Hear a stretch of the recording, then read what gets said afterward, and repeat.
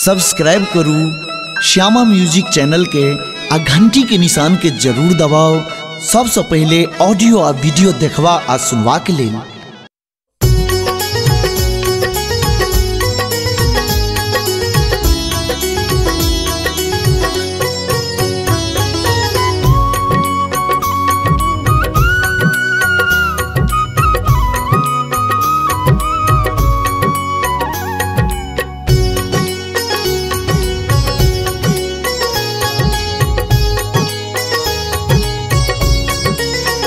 एहन सुंदर मिथिला धाम दोसर पायब कोने ठाम, दोसर पायब कोने ठाम। दुल्हा दुल्हिन सीताराम जनकपुरी में, हे बरियो कन्या सीताराम जनकपुरी में।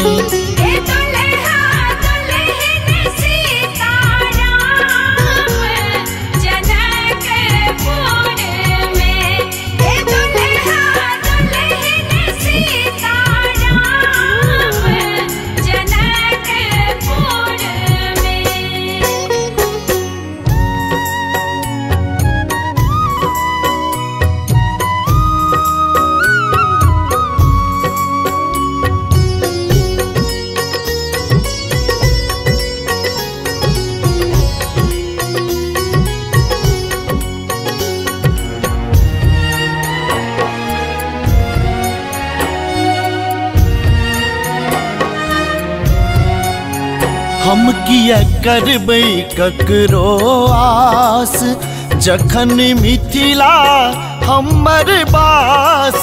हम किया करबै ककरो आस, जखन मिथिला हमर बास। हमर बहिन छथि खास जनकपुरी में, हे हमर बहिन छथि खास जनकपुरी में।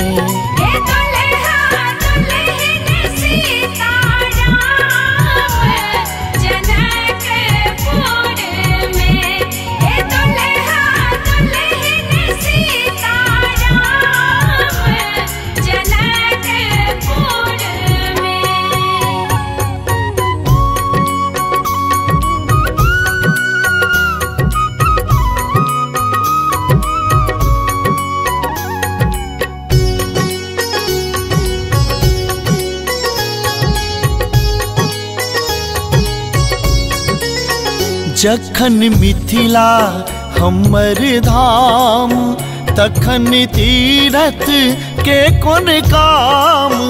जखन मिथिला हमर धाम, तखन तीरथ के कोन काम।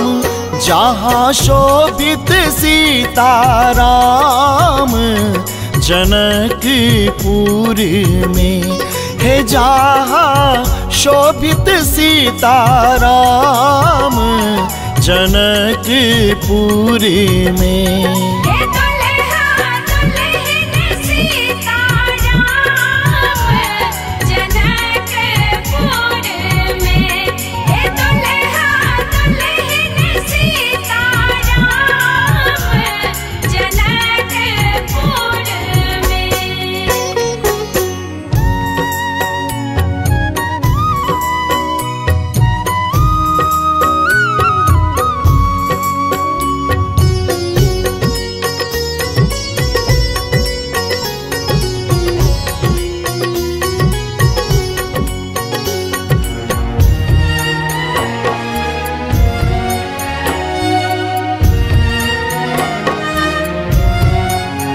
गंगा सागर स्नान, धरबै जुगल रूप के ध्यान। गंगा सागर स्नान, धरबै जुगल रूप के ध्यान। पढ़बै पोथी आर पुराण जनकपुरी में, हे पढ़बै पोथी और पुराण जनकपुर में।